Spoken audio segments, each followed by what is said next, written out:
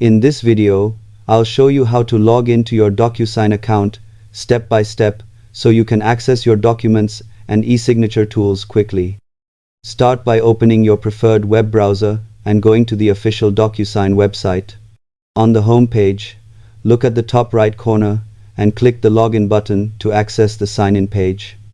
Enter your registered email address carefully, then type in your password, making sure there are no typing errors.